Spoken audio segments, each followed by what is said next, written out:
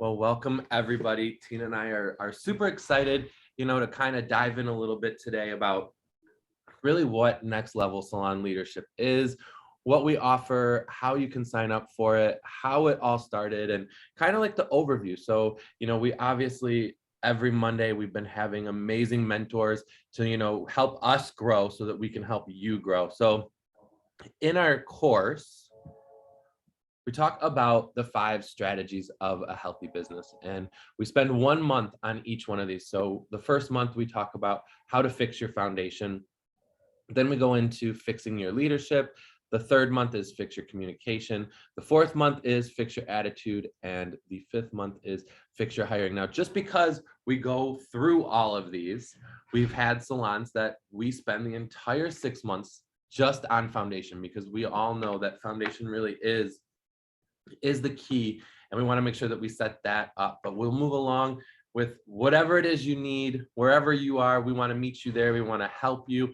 We want to really push you to grow, and that's what we do in our one-to-ones every single month. So you get Tina and I for an hour every single month to talk about where you're at in your business, to talk about your profit and loss statement, to see where we can find those cracks in that foundation and how we can really best repair them for you. And the amazing thing, Sean, is that you never graduate from this. We've had a few salon owners take this over and over. And as they continue to grow, they learn new strategies to fix each area. And us too, as we look at our companies, we think about, okay, great, we need to work on our foundation because we just realized we had a crack here because things had failed and we've lost some good people on our team. And so we start to go back to that and say, okay, what do we need to fix? So it's constantly a way to assess yourself and to address your company business strategies so that you can make the shifts. And what I love, Sean, is it's 6 months. It's so easy to do. It's really only 2 hours of your time. 1 hour is the group call with all of the salon owners and the salon leaders. And what I love, Sean, is that many of our salon owners have been having their leaders on the calls with us. And I think that's amazing because we can help them together to grow, because we've been that living, breathing example of both you and I. And now, of course, we're business partners, which is awesome. And so now we'll be bringing on leaders onto our calls to be able to help train them through this process as we grow through the next level salon leadership. So it's 1 hour as a group call, and then one-on-one to really focus on what their needs are. Sean, like you said, some of our salon owners were really focusing just on foundation, which we're going to talk about here in a moment. I love that. And what I love that you said there is that we encourage them to bring on their salon leadership team. So it's not just this, it isn't just for the owners. Like, yes, that one-on-one, we dive into how we can best support you with the team, but that group call, when we talk about each of these areas, the foundation, the leadership, the communication, the attitude, the hiring, you can bring your team on board. Let them go through the packets, let them go through the chapters of the books that we're talking about. Let them be engaged. It's amazing what you can find out when we go round table style and we ask a question. And it's interesting because your team's very open there, and you're going to find things that you might not necessarily have found yourself, because they're questions that are coming from Tina and I versus questions from you. So we absolutely love when the teams are brought on to our calls. But Tina had was featured in an article after she was presenting at Paul Mitchell Business Leadership. So Tina, you want to kind of chat about this article and the opportunity that you had? Yeah, it was funny because I think, especially at that time when this article was produced, when I was speaking, it was things that people weren't really talking about back then, because most of the time when you go to these courses, they're kind of focused on the tangibles. They're focused on marketing strategies, education strategies, hiring strategies, different things like that, Sean. But to be completely frank with you, when I realized No, it's the soft stuff that's going to make the difference. It's all the soft stuff that we're talking about: fixing your culture, fixing your systems, fixing your leadership, your communication, right? Your attitude and your hiring. Once you do that, and I think that's why it became an article, Sean, they reached out to me right away after I taught that course because they had never heard anyone teach anything like this before. I love that. So you're probably listening to us and saying, okay, so you've talked about, fixing these strategies. So what exactly does that look like? So the very first strategy that we talk about is how to fix your foundation. And we really spend a lot of time asking, what's your company's core values? What's your belief? What's your mission statement? What do you stand for? Why did you want to open a salon? Where does that all stem from? And is it something that's written down? You as the business owner has to constantly be casting that vision out there so that your entire team is aware of what that vision is and where it is that you're going with the salon and why they're there, because your culture really is what attracts people. So if you're always behind the chair and you haven't really set that culture and you're just kind of wondering why your business isn't going further, take a look at that culture. It also attracts your clients. Do your clients know what you stand for, what your salon stands for? What are those core beliefs that you have, what that sets you apart from other salons out there? And whether you think you have a culture or you do have a culture or you don't have a culture, it is true. So if you think you say no culture here, there is a culture there. So we help you really dive into that. And what are those beliefs? We ask a ton of questions and we help you start the systems that you're going to need to lay that solid foundation. Yeah, and I think, Sean, it really starts first and foremost with integrity, because we pretty much only coach W-2 employee-based salons, because we know that in order to set up these types of systems, you have to have employees on your team and not independent contractors. So yes, we do help with hybrid situations, but all of our focus as we set up everything is based on W-2 employee businesses. And I think that's important distinction to make as well. And we've had quite a few salons that have switched over from independent contractors to this W-2 employee based once we educated them and helped them to realize that, do you really want to have a business or do you want to be a landlord? So kind of like really making that shift made a huge difference. And kind of going back to what you were talking about, Sean, with culture and systems, if it's not written down, it's not a system. And so we've been working really strongly with our salon teams to really help them to get written systems in place of their values, their mission, their beliefs, their culture systems, and then re-looking at it. And I always say, hey, listen, I make the rules and I break the rules. So many times we've set up systems in our own companies, Sean, and we said, you know what, let's kind of like, let's change that a little bit. And that's okay to do that. And this past couple years, of course, that's been so true, because we've made some realizations in our companies that we needed to make some shifts. We need to be more flexible in the way that we're doing things so that we can have a really solid company that stands the test of time. This is a picture of my husband and I. We're actually in South Africa, and we went to build homes because we actually helped to support people in South Africa through the Paul Mitchell School. So we had the incredible opportunity, my husband and I, to sponsor a home. This is the cornerstone. We were laying down the cornerstone. The cornerstone of your company is the foundation that you set. It's everything in writing that is the cornerstone of your company. And that's what will help it to stand the test of time, whether you're starting a company, maintaining it, or you want to scale.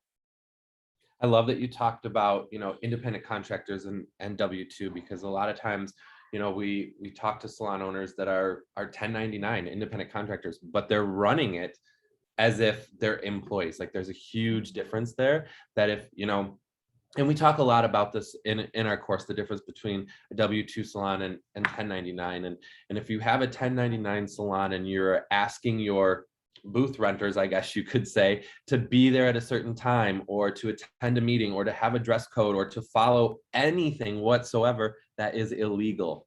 And we will help you transition from being illegal to having integrity and being legal and becoming a W-2 salon. Again, it's something that we talk about in Foundation. And if you have any questions about that, please reach out to Tina and I, and we can definitely chat with you a bit more. And, we then move into how to fix your leadership. So we talk a lot about what is that growth plan you have for, the next 6 months? Where do you want to be in 1 year? What challenges are you facing in your business? What challenges are you facing with your team, with yourself? And what needs to change within you, because leadership really starts with you, and it starts at the top. And we talk a lot about fixing that. Like, what does that look like, and how can you be the best you and show up every single day and offer your best leadership? Yeah, this is the tough part, right, Sean? Because this is where we really hold a mirror up to you. We hold a mirror up to ourselves on a constant basis, and just constantly not only just assessing ourselves as leaders, but having the people that know us the most to assess us as well, to kind of see where our blind spots are. Because that's the key. If you want to scale your business and 5x your business, as we say, you've got to hold that mirror up and to be able to say, okay, if it's to be, it's up to me. Right. And so kind of going back to really transforming you as a person, not only personally, but professionally as well. And something that we talk a lot about is leading with purpose.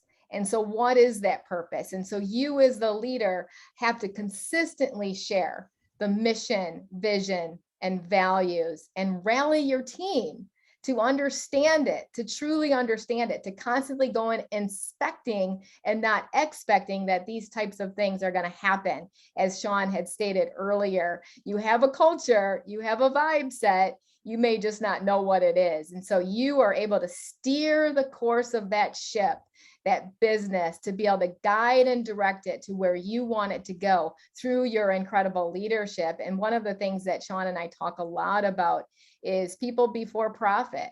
Because I know as business owners, in Foundation, we talk a lot about profit first. And what that truly means is making sure you pay yourself first, because you cannot give what you do not have.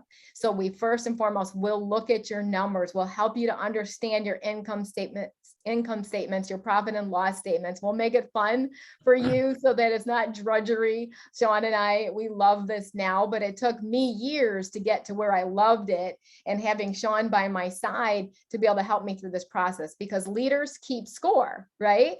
But it also helps us to say, okay, it's got to be people before profit, love and accountability. I like to call it loving tough, right? To be able to help our teams to be able to reach their potential, to get away from people pleasing to people challenging, and to help push people into their true purpose and believing in them enough that they can make that happen, right? And so bottom line is, how can we build that safety and that trust? What's great about, this course is that you do truly get the best of both worlds. So you're gonna get Tina's brain and my brain, and we're wired completely different. So if you like numbers and you love spreadsheets, and you and I will communicate. However, if you don't like numbers, but you need to know numbers, you and Tina will push the rest of us to get to that fun level, like she said, because she's very much make it colorful, make it fun. So we have a ton of worksheets that are, fun and colorful, and it really attracts all minds. We make sure that our course hits on all minds on where you're at. And, Tina talked about the assessments that we have. What's great about them is that, again, when we're on our group calls, your team will actually have these assessments as well. And, they can do it very blind and just say, like, here you go. And you can really gauge your level of safety with assessments, because we all know that we're not 10s. We strive to be there, but we're not there. But if your team sends back assessments that you're just a perfect leader, you're a 10 across the board, that is a huge red flag and a sign that there's not safety there. And again, we definitely go back and we talk about how to build that safety when we're talking about how to fix your leadership. We then move on to fixing your communication, which right there, the very first thing, do you have solid relationships with everyone on your team? And an assessment is a great way to see how solid those relationships are. And we all know that communication is the key to success. There's no such thing as over communicating. So we talk about what does that look like in your business? Is there a system written down for, how a challenge is resolved? What does that look like? What are the steps to resolve a challenge so that, everybody's not in the break room just chatting about the challenge instead of fixing it? What do, your one-on-ones look like? What do your monthly staff meetings look like? How are you communicating your team, and how are you communicating back to foundation your vision, your mission, your values? Are you talking about your handbook? Are you communicating about your systems? And I think what's important to always remember about systems is that they're always working documents. Just because it's written down once doesn't mean that through communication it doesn't change.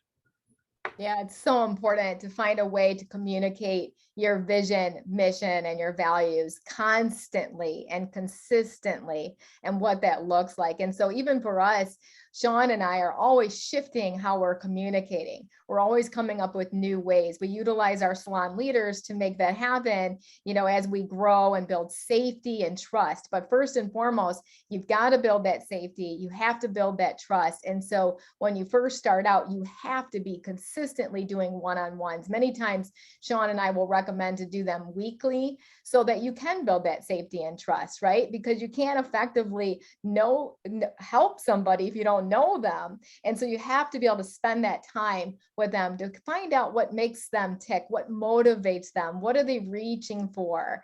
One of the best assessments that we love is the DISC personality assessment. And that tells all, because that tells you exactly how people are wired. It helps you to know how to communicate better with them, maybe where some of their blind spots are, where their strengths are, to help them lead them effectively into their strengths, so that you're not giving them things to do that are going to overwhelm them in the business. Because right away at the get-go, one of the biggest things that we hear often is, I'm overwhelmed.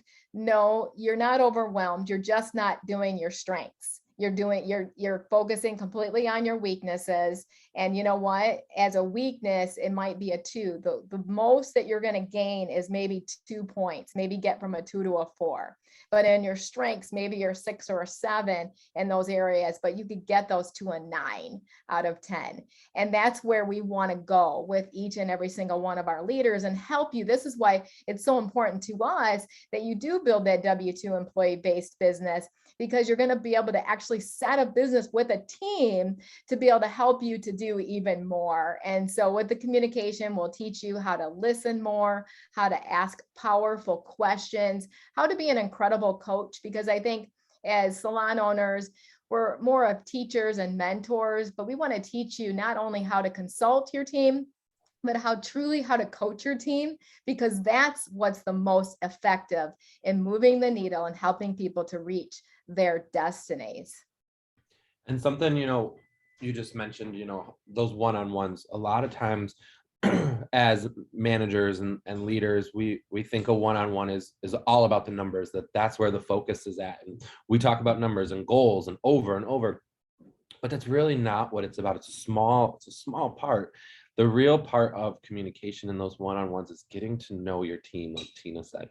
What do they want, and how can you help them achieve them through the numbers? And we guide you through what that conversation looks like, so that the one-on-ones aren't that repetitiveness that, oh, I'm going to get in trouble because I didn't rebook enough. Like that, we make them where they want to have those one-on-ones because of that healthy level of accountability to the numbers, but it's really through getting them the results that they want. And it's, again, goes back to really knowing them. And that's what we focus a lot on in communication before we move on to attitude. And we all know that next to communication, attitude is everything. When you talk about, hiring, everybody always says that you hire for attitude. The talent is there. We can teach talent. We can teach you how to be a great stylist behind the chair, but what we can't teach you is how to have that attitude. And, again, it goes back to those assessments.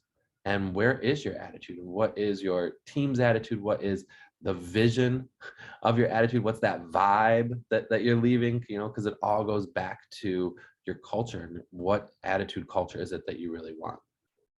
It's so true, Sean. And we've been watching, different salon owners and different salon leaders really frustrated with the government, frustrated with unemployment, frustrated that there isn't anyone to hire, right? And so it goes back to fixing your attitude, right? And so as we think about in our companies, we have to think about, are we allowing negativity to sabotage our team or our company? And that's one of them, because the greatest companies still have people lined up wanting to work for them, because people don't quit companies, they quit people. And so it's shifting that attitude, shifting that mindset.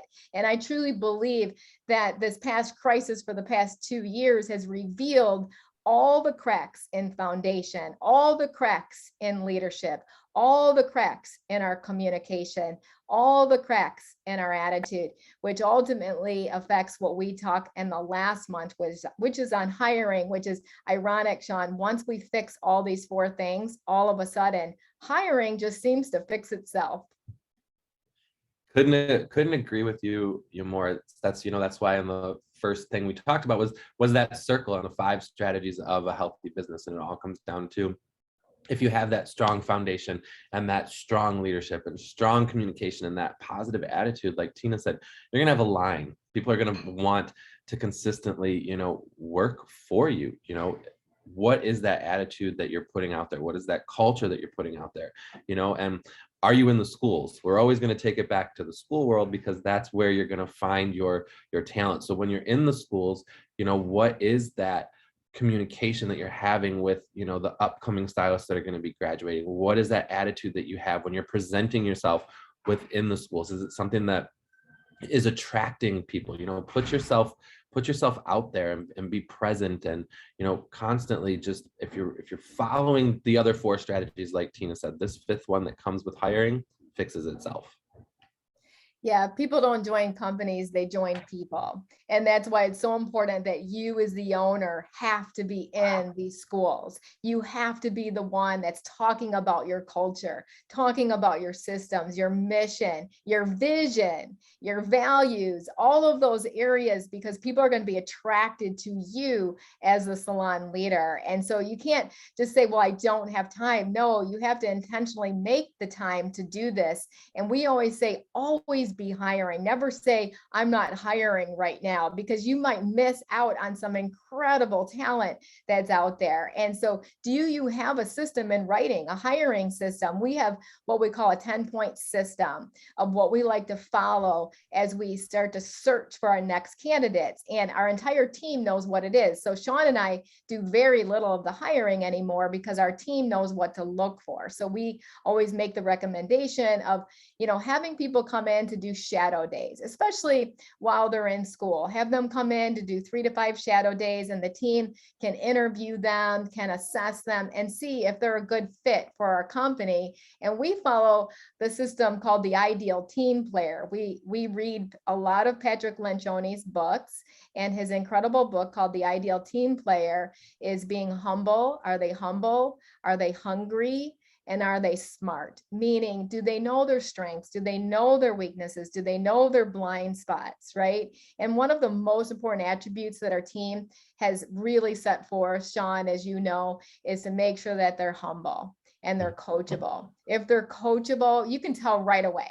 If they start to defend themselves or have excuses right away of why they do things the way that they do, or they stop and they think about it and immediately say, yes, you're right. Thank you for that feedback. They consistently ask for feedback. So we're looking for those type of attributes in our companies. And I can tell you, every salon owner is looking for those attributes, guaranteed, hands down. I tell all of my students this, and I always tell them, study the book Ideal Team Player so that you can become that ideal team player. And eventually, as you become a great follower, you'll be a great leader someday, because you'll know exactly how to lead because you were a great follower. And so I love this month on hiring, Sean, because it's usually a very quick fix for most of our salon owners. When we speak with them, they know exactly what they need to do to make a shift. And we've been watching these salons grow and now begin to scale into 1, 2, 3 different companies as well too. So it's very exciting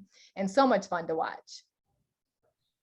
I agree. So if you're wondering how to sign up for our course, our next one starts in February. You can jump on over to our website, nextlevelsalonleadership.com. You can click on courses and you can find the 5 strategies link right there.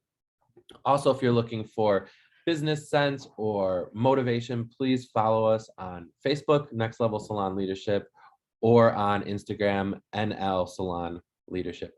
We appreciate you and thank you for joining us. Thank you, everyone.